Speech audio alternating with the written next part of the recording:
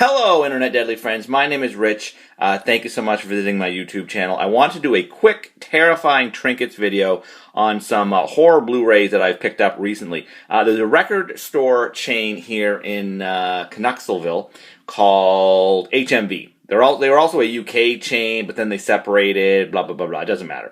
Anyway, they're going out of business because they sell primarily physical media. Which kind of sucks for me because I still buy physical media, especially movies, and especially horror movies. So they are actually they are now out of business. They are gone. Everything's locked up. The lights are out. But they did have a huge sale the last couple of weeks on everything. It started off like 20% off, and a lot of the good stuff actually did get bought while things were 20% off, which is stupid, because they were about 25% overpriced, so I'm not sure why people got so excited about 20% off. So I played the waiting game. I waited till things got between 30 and 40% off to pick up a few things. So let's get started. Most of these are Scream Factory releases, but we will start off with the non-Scream Factory releases. I picked up, one of the Blu-rays I picked up was The Dead 2, or The Dead India. Very 70-ish, slow burn, slow moving zombie movie. Really enjoy it. What I dig about these two films, the first one took place in Africa. This one is set in India. Is usually in modern day zombie movies, they take place in a big city in America, or a little city in America, or some sort of laboratory or facility. So it's really cool. It reminds me of Fulci's Zombie. Which takes place on a tropical island, and I know Africa and India are not tropical islands, but what I mean is it's such a different setting to what we're used to, so I really enjoyed that. India, basically it's about this American engineer who is working in India on wind turbines. He's an electrical engineer. He had a lady friend who is having a baby, and he's basically trying to get to her during this zombie outbreak. These are slow-moving zombies.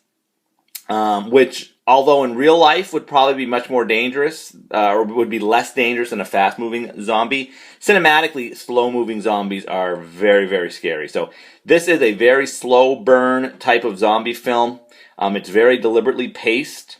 Might go a few minutes too long, but it's still, if you're an old-school zombie fan, a fan of sort of 70s zombie films, like something a little more old school, this is a really cool film. I have not checked out the extras yet. But I would check out The Dead and The Dead 2 if you can find them. Okay, that's The Dead 2, or The Dead India. I also picked up The Editor. Now, in the U.S. and other countries, this is a Scream Factory release. Here in Canada, it's distributed by, I think, E1. No, Raven Banner. Okay. It's actually a Canadian film, so maybe that's why it's not a Scream Factory release here in Canada.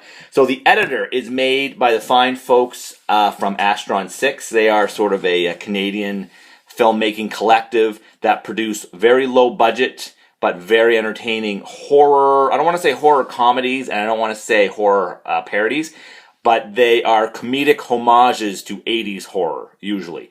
They also put out a film called Father's Day and another movie called Manborg. So they are loving homages to sort of VHS horror of the 80s. The Editor is more of a homage to 70s Italian horror. If you're familiar with the horror subgenre of the giallo, which are sort of Italian slasher murder mystery type horror films. So The Editor, what it is about? The Editor is about a film editor who is sort of one of the greatest editors in the world. He works on very prestigious films, but in a freak accident, he loses all the fingers on one of his hands. So he is reduced to having to edit very sleazy, low-budget horror films. However, people start getting murdered on the movie set, and each murder victim has their fingers cut off. So obviously the editor becomes a suspect in that. This is very funny. You'll probably get a little bit more enjoyment if you are a fan of 70s Euro horror and Italian horror, because it is a perfect send-up of a lot of the cliches that were found in those films. Even if you're not a follower of European horror, you'll still enjoy it because it's very gory and has a lot of gratuitous nudity. So, The Editor. Fun flick. Now we're on to the proper Scream Factory releases. I finally picked up Sleepaway Camp in Blu-ray. I don't know if I need to go over Sleepaway Camp. It is an 80s slasher. Very unintentionally cheesy, which is my favorite kind of cheesy. The sequels are intentionally cheesy. Sleepaway Camp 2 and 3. But this is very authentic, very genuinely cheesy. So yeah, a bunch of kids at a camp.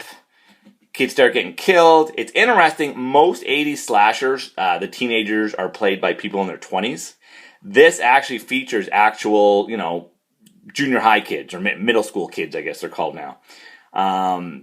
Very disturbing film. It's known for its ending.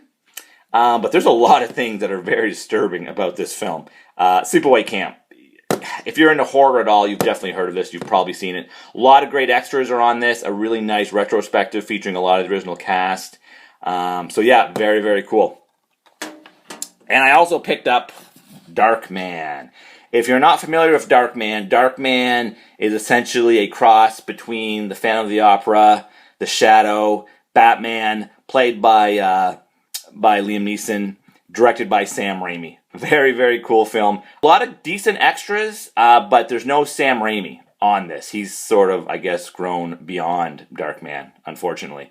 But still, definitely worth picking up. Looks great, and some pretty decent extras. And let's talk about Session 9 last. Ninjas 3, The Domination. This one, some people thought this shouldn't have been a Scream Factory release, because it's more of it is a canon's 80s action movie, but demonic possession is part of it. It's about this woman who becomes possessed, not by a demon, but by a ninja, and goes about going after the people that killed him. Well, if you're a fan of 80s canon action movies, you will probably dig this. Not my favorite of the bunch of movies. It's not quite horror enough for me to really dig it, but it's still a fun, cheesy 80s action flick. And finally, a movie. If you only watch one of the movies I'm talking about today, make it be Session 9. This is, again, Scream Factory release of Session 9. Amazing, well-acted, well-paced. Just I don't want to say a perfect horror film, but it's pretty dang close. What's it about? So, it's about this company, this sort of hazmat company. They go into buildings, oftentimes abandoned buildings, and clean out all the asbestos and other hazardous material inside there. So this company gets a contract to clean out the Danvers State Insane Asylum. And it's actually filmed in the real-life abandoned insane asylum. The owner of the company has just had a baby. He's pretty desperate for money. In order to get the contract, he says he can clean it out in a week.